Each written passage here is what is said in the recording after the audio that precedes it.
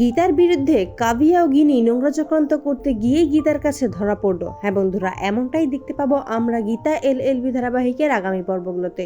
গীতাকে পড়শি বলে যে আপনার দিদি থেকে আপনি একটু দূরেই থাকবেন, আপনার দিদি অধরা সিনহার সাথে হাত মিলিয়েছে, আপনার দিদি খুব বড়ই বিপদে আছে। ওই পরিবারের লোকেরা আপনার দিদিকে শেষ অবধি ফাঁসিয়ে ছাড়বে, আর তারা এমন ভাবে সবকিছু সাজাবে যেন শেষ মুহূর্তে মনে হয় আপনার দিদি আপনাকে মারতে চেয়েছে।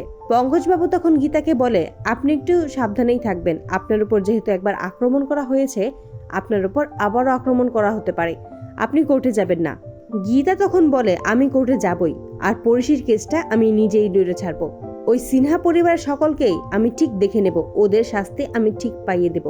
অন্যদিকে মুখার্জি বাড়িতে সকলে আনন্দ করতে থাকে গীতার সন্তানের জন্য, সকলে মিলেই গীতাকে জোর করে খাওয়ানোর চেষ্টা চালায়। তখনই গিনি গীতাকে ফোন করে আর বলে যে তোকে বড়বাবু কি বলেছে, তোকে এটাই তো বলেছে আমি তোকে মেরে ফেলতে চেয়েছি, আমিই লোক পাঠিয়েছিলাম তোর বেবির ক্ষতি করতে, তুই এটা বিশ্বাস করিস? তুই বিশ্বাস কর আমি এসব কিছুই করিনি, আমি তোর বোন হই, আমি কেনই বা তোরা তো ক্ষতি করতে চাইবো, এই সকল কিছুই মিথ্যে। তখনই গীতা বলে যে আমি তোকে অবিশ্বাস করিনি, আমি জানি তুই এমনটা করতেই পারিস না। তখনই গীতাকে প্রলয় বলে তুমি কি সকলকে সবটা বলবে নাকি আমি বলবো?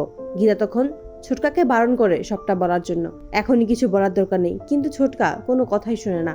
তখন ছোটকা বলে দেয় যে গীতার অ্যাক্সিডেন্টের পেছনে জড়িয়ে আছে গিনি, যা শুনেই ক্ষিপ্ত হয়ে যায় অগ্নিজিৎ মুখার্জি।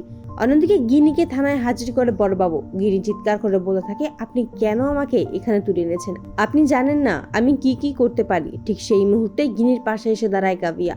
কাভিয়া ও গিনির হয়ে কথা বলে। কাভিয়া আর গিনি মিলেই নতুন করে চক্রান্ত করে গীতার বিরুদ্ধে, কিভাবে গীতাকে মেরে ফেলবে আর কিভাবেই বা গীতার সন্তানকে পৃথিবীতে আসা থেকে আটকাবে। সকল নোংরা চক্রান্ত করতে গিয়েই গীতার কাছে ধরা পড়ে গিনি ও কাভিয়া। তো বন্ধুরা, তোমরা এটাই তো চাও, এভাবেই যেন কাভিয়া আর গিনি একত্রে মিলে গীতার বিরুদ্ধে যে চক্রান্ত করেছে নোংরা, সেটা যেন জানতে পারে গীতা। কমেন্টে জানাও। আর নিয়মিত আপডেট পেতে আমাদের চ্যানেলটি এক্ষুনি সাবস্ক্রাইব করে পাশে থাকো। ধন্যবাদ।